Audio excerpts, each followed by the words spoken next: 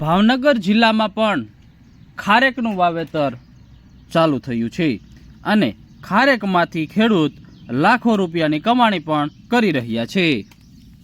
મારું નામ તો સુડાસમા ઘનશ્યામભાઈ છે. મારું ગામ કઠવા, તાલુકો તળાજા અને જિલ્લો ભાવનગર.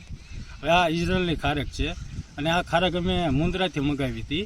4500નો રોપો લાવ્યા હતા અને 175 રોપા છે.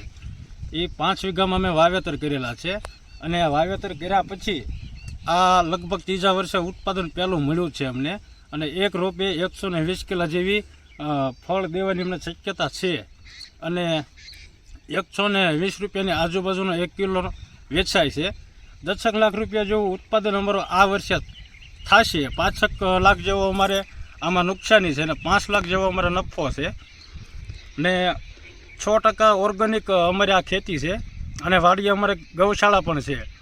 તે અમે કોઈ એગ્રોની દવામાં યુઝ કરતા નથી, વાપરતા નથી. ઓર્ગેનિક રીતે જ તે અમે આનું ઉત્પાદન કરીએ છીએ. ઘનશ્યામભાઈ અને તેમના ભાઈએ બારાહી ખારેકના રોપા મગાવ્યા હતા અને આ રોપાના ત્રીજા વર્ષે વાવેતર કર્યા બાદ ઉત્પાદન શરૂ થયું છે. મારું નામ છે જિગ્નેશ મકવાણા, ગામ કઠવા, તાલુકો તળાજા, જિલ્લો ભાવનગર. આ ખારેક છે પહેલાં તો ઇઝરાયલથી મગાવેલી છે.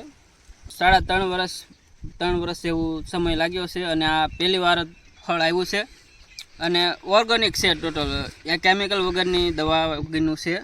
જે દેશી દવા આવે એ આપણે એ ઉપયોગ કરેલી છે અને એક છોડવે 125 કિલા જેટલો ઉત્પાદન થાય છે અને આ 5 વીઘાનું વાવેતર છે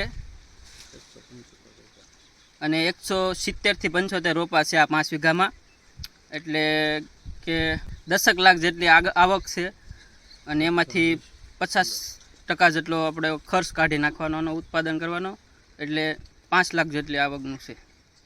ઓર્ગેનિકમાં તમે શું શું કરો છો આ ખારેકમાં?